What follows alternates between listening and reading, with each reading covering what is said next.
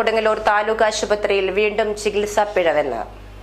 NABL accredited ലാബുകളുമായി സഹകരിച്ച് premium health ചെക്കപ്പുകൾ affordable നിരക്കിൽ ലഭ്യമാക്കുന്നു. കൂടാതെ ടെലിമെഡിസിൻ സൗകര്യവും. MHL smart labs. ലോകമല്ലേശ്വരം മുസ്ലിസ് നഗർ വാടക്കാപ്പുറത്ത് ദീപക് കുമാറിന്റെ ഭാര്യ ലക്ഷ്മിയാണ് താലൂക്ക് ആശുപത്രി സൂപ്രണ്ടിന് പരാതി നൽകിയത്. ജനുവരി 26-ാം തീയതി രാത്രി 10 മണിയോടെ ദീപക് കുമാറിന് ശരീരത്തിന്റെ ഒരു ഭാഗത്ത് തരിപ്പനുഭവപ്പെട്ടതിനെ തുടർന്ന് ആശുപത്രിയിൽ എത്തിച്ചിരുന്നു. BP ഉയർന്നതിനാൽ മരുന്ന് നൽകിയെങ്കിലും BP താഴ്ന്നിരുന്നില്ല.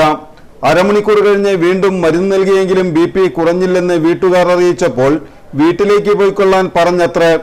എന്നാൽ രോഗിയുടെ നില ശരിയല്ലെന്ന് വീട്ടുകാർ വീണ്ടും പറഞ്ഞപ്പോൾ നാളെ സ്കാൻ ചെയ്യുവാൻ പറയുകയാണുണ്ടായത്. തൊട്ടടുത്ത സ്വകാര്യ ആശുപത്രിയിലേക്ക് രോഗിയെ എത്തിച്ചപ്പോഴേക്കും ഒരു വശം തളർന്നിരുന്നെന്ന് വീട്ടുകാർ പറഞ്ഞു. ആദ്യം തന്നെ ഇതിനുള്ള ഇഞ്ചക്ഷൻ എടുക്കുകയായിരുന്നെങ്കിൽ ഇങ്ങനെ സംഭവിക്കില്ലായിരുന്നുവെന്നാണ് വീട്ടുകാർ പറയുന്നത്. സാമ്പത്തികമായി പിന്നോക്കം നിൽക്കുന്നതാണ് ദീപക് കുമാറിന്റെ കുടുംബം. തന്റെ ഭർത്താവിനുണ്ടായ ദുരവസ്ഥ വിവരിച്ചാണ് സൂപ്രണ്ടിന് ലക്ഷ്മി പരാതി നൽകിയിരിക്കുന്നത്. വ്യക്തമായ മറുപടി ലഭിച്ചില്ലെങ്കിൽ ആരോഗ്യമന്ത്രിക്കും മുഖ്യമന്ത്രിക്കും പരാതി നൽകാൻ ഒരുങ്ങുകയാണ് കുടുംബം.